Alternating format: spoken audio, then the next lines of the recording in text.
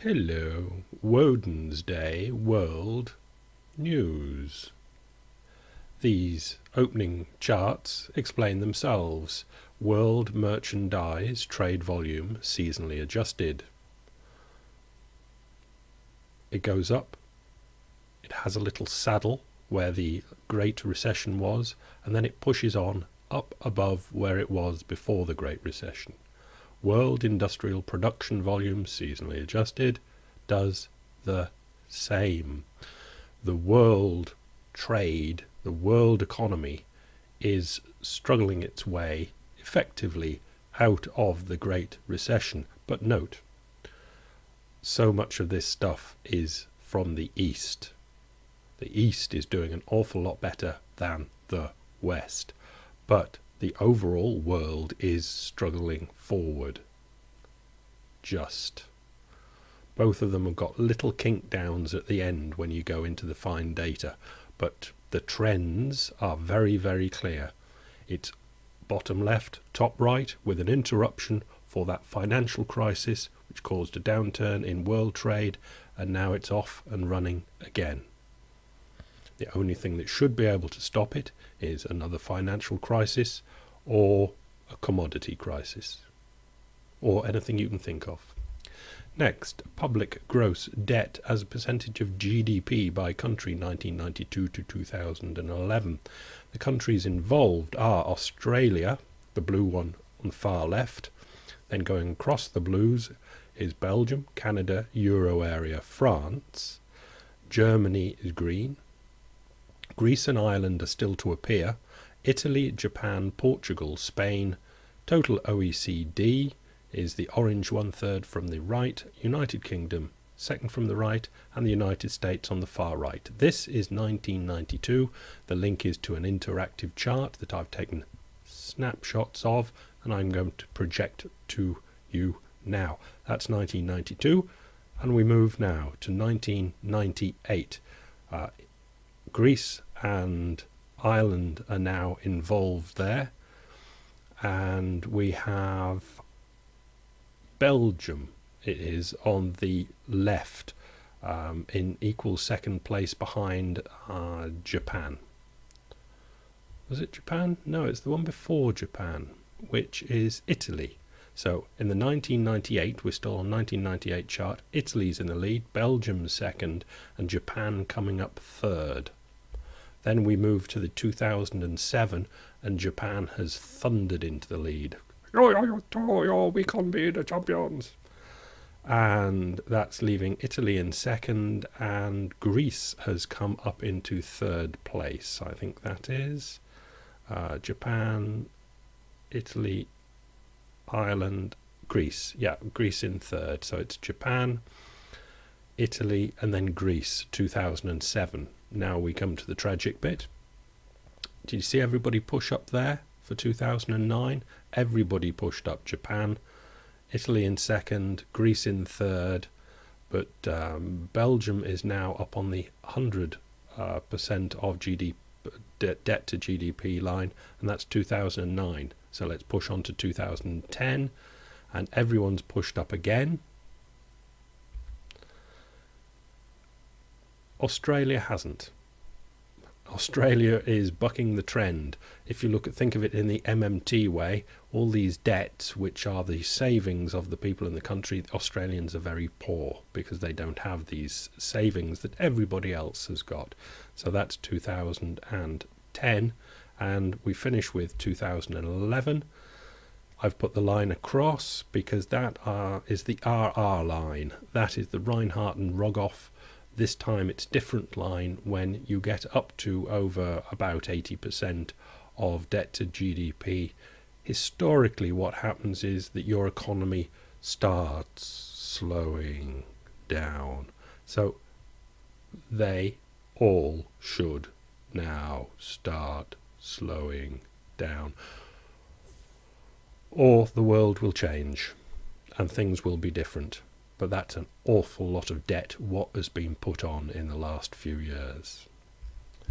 Moving on, the Wall Street Journal. Nearly half of Americans are financially fragile. We read Phil Izzo, who seems to write some good stuff for the Wall Street Journal. Nearly half of Americans say they are definitely or probably could not come up with $2,000 in 30 days, according to new research, raising concerns about the financial fragility of many households. Over half Americans could not come up with $2,000 in 30 days. America is very, very rich, but that pyramid is a very, very funny shaped pyramid. It's got a very big fat bottom and a little pinhead where all the money is. Signs of, next link please, move. Signs of middle class decline, low social mobility. This is quite interesting. This is from the OECD. This correlation of intergenerational earnings, what it means is how likely you are to be stuck earning what your father did or what your mother did, what your parents did. In other words, a kind of stratified society. And we can see over on the right, the most stratified, just under 50, what do you call that? Forget what you call it, 0.5 ratio. No, there's some other word. Anyway, yeah. Up towards 0.5, America and Italy stratified, but the most stratified country in the OECD is the United Kingdom, where you are stuck basically to a greater extent on how you were born. If your parents were rich, you're more likely to be rich. If your parents were poor, you're more likely to stay poor. Something that the entire OECD has been trying to work against for decades. News from South Asia, BBC, India's unwanted girls. Kulwant still has vivid memories of the first abortion. The baby, no, what, Indian, the baby was nearly 5 months old. She was beautiful, I miss her, and the others we killed, she says, breaking down, wiping away her tears. Until her son was born, Kulwant's daily life consisted of beatings and abuse from her husband, mother-in-law and brother-in-law.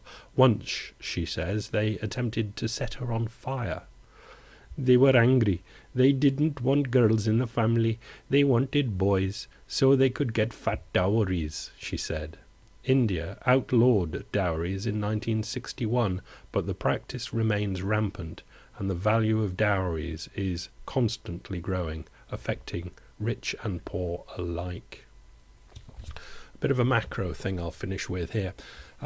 When we look at the East or the emerging markets and who is really doing the emerging, most people look towards India and China, and we know that the West is falling back.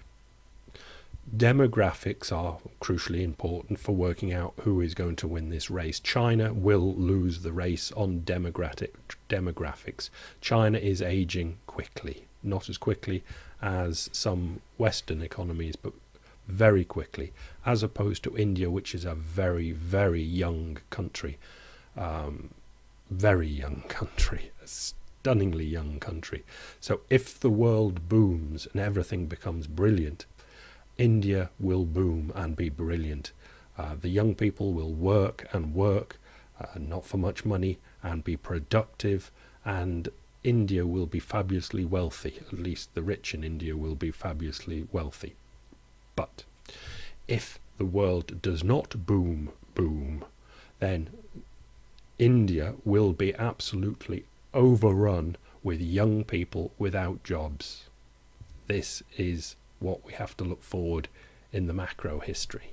How will it work out? Because countries that are young and dynamic with young dynamic populations, if the world booms, they will boom because they will work. But if governments do not find jobs for these young dynamic people, there will be trouble.